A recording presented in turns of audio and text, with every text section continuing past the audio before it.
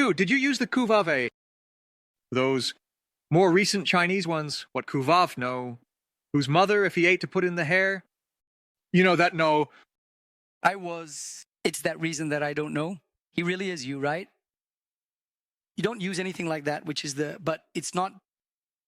But I heard about it, and my nephew bought it, but you didn't use it. I didn't use it. I know he bought it and told me it's really cool because it has all the effects and it's very small. It seems that the price is good too. Yeah, people were buying it for 150 rays.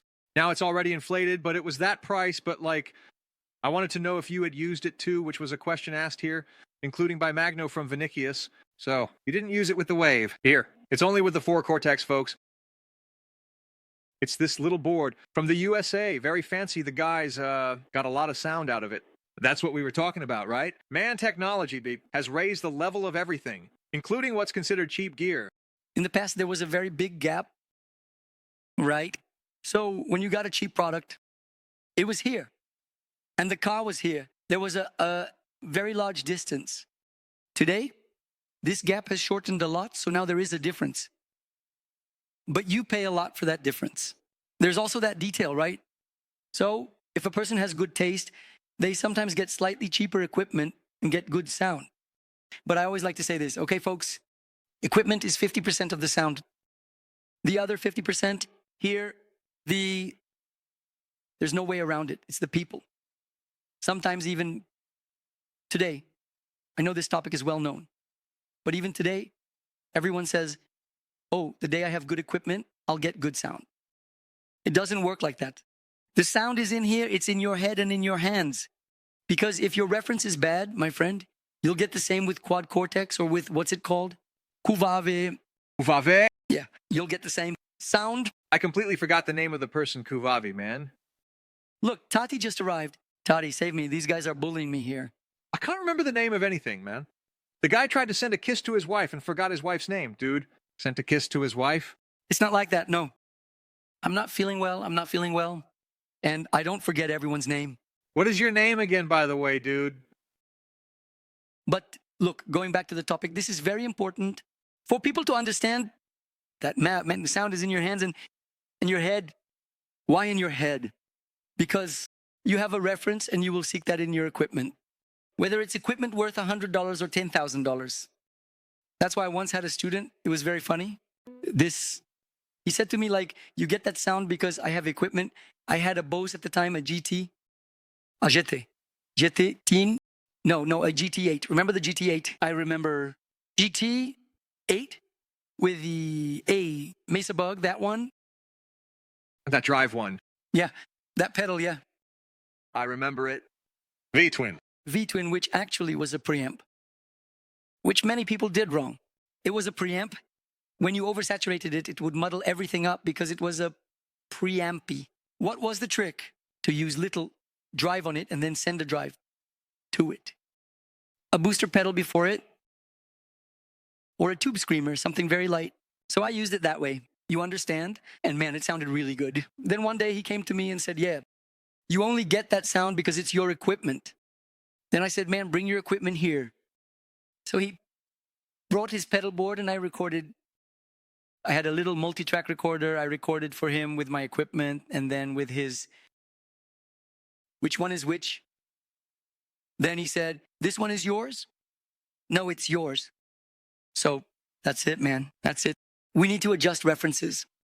Including... brother, right? Feel, brother. Everyone has it. The way you pick, even the angle of the pick changes the sound. Yes, totally. And what happens, for example, when you go to play on a setup of a guitarist you like, a friend of yours? If you, for example, play on Mateus Asata's setup, you'll sound like Juninho Afram. Man, that's it. We've done it. We've played around with that. Then you understand, yeah, you play with someone else's equipment and it comes out. Each one sound no way. It's like you said, 50%. I think it's much more than 50%, but we say that to make it more palatable. But the truth is, man, the main DNA is right here. I think the whole problem with these many modern effects is when a person lacks experience, doesn't have these references, they get lost in so many things. They say, wow, man, where do I start? which amp do I like? They don't know how to make the references, the equivalences, right? Man, I like Juninho. Afram. Juninho Afran's sound is like, for example, Eduardo at Night is typical. Marshall. Loves Marshall, man. But Afran's sound isn't Marshall. So otherwise they get lost. Soon they'll add a chord, add a delay, and then they'll just give up and sell the thing. And it starts to muddle the sound, right? With that muddle, because the guy keeps adding effects, this happens a lot. This generation of multi-effects has many options. But ironically, sometimes the number of options ends up becoming the villain of the situation because, man, there are so many options and cool options, right? That's the big thing. You say, wow, look at this rotary vibe, man, look at this tremolo. Wow, look at this chorus, look. Put everything, all. And then this ends up happening. I've seen people who play well, but the sound was so processed that I said, oh, it's really cool, but clean it up a bit. And you'll see that you'll get a great tone. That classic premise, right? Plug the guitar directly into the amp. Learn to tone it like that, right? I used it like that for many years, many years. The amp's own drive. Many years, really. During the time of Indiferenza, right after we finished Indiferenza, I went to Crate and they gave me that blue Voodoo, which was Marty Friedman's amp, right? And I only used it and an air, nothing more. Man, but I played loud with that thing. Tall, old. Until one day we played at Renasser de Lins, which was a very large place. And the PA guy came up to me and said, at the end of the event, he told me, man, very cool, but I turned off your guitar in the PA. It was just the sound of the amp.